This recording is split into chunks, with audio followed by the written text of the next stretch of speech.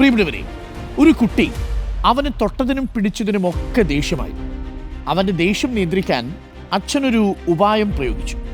ഒരു ചുറ്റികയും ആണികളും നൽകിയ ശേഷം ദേഷ്യം തോന്നുമ്പോഴെല്ലാം മതിലിൽ ഓരോ ആണി അടിക്കാൻ പറഞ്ഞു.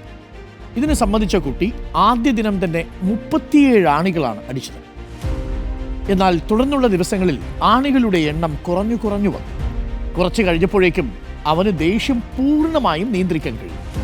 ആണി അടിക്കുന്നതിനേക്കാൾ എളുപ്പം ദേഷ്യം നിയന്ത്രിക്കുകയാണെന്ന് അവൻ മനസ്സിലാക്കി. ഇക്കാര്യം അവൻ അച്ഛനോട് പറഞ്ഞു. അപ്പോൾ നിനക്ക് ദേഷ്യം നിയന്ത്രിക്കാൻ കഴിയുമ്പോഴെല്ലാം അടിച്ച ആണികൾ ഓരോന്നും പറിച്ചെടുക്കാൻ അച്ഛൻ അവനോട് പറഞ്ഞു. അങ്ങനെ ചുരുക്കം ദിവസങ്ങൾ കൊണ്ട് അടിച്ച ആണികളെല്ലാം അവൻ പറിച്ചെടുത്തു. അവനെ അഭിനന്ദിച്ചുകൊണ്ട് അച്ഛൻ പറഞ്ഞു, നീ നന്നായി ചെയ്തു. പക്ഷെ നീ ഓരോ തവണ ആണി അടിച്ചപ്പോഴും മതിലിലുണ്ടായ സുഷിരങ്ങൾ അത് ഇനി ഒരിക്കലും പഴയ പോലെയാവില്ല. അതുപോലെയാണ് നാം ദേഷ്യത്തിൻ്റെ പുറത്തു പറയുന്ന ഓരോ വാക്കും.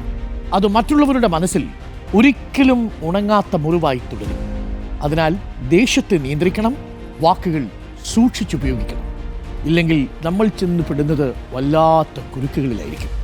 പ്രേക്ഷകർ പ്രത്യേകം ശ്രദ്ധിക്കൂ.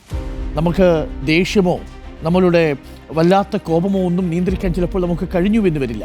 പക്ഷേ ആ സമയത്ത് ഒരു ദീർഘനിശ്വാസം എടുത്ത് നിങ്ങൾക്ക് ഏറ്റവും ഇഷ്ടപ്പെട്ട ഒരു കാര്യത്തെക്കുറിച്ച്, നിങ്ങൾ ഏറ്റവും കംഫർട്ടബിൾ ആയിരിക്കുന്ന മനുഷ്യരെക്കുറിച്ച് കുറച്ചു നേരം ഒന്ന് ആലോചിച്ചാൽ ആ സമയവും കടന്നു പോകും. ആ സമയം കടന്നാൽ നിങ്ങൾ വീണ്ടും പഴയ അതേ മനുഷ്യനായി തീരും.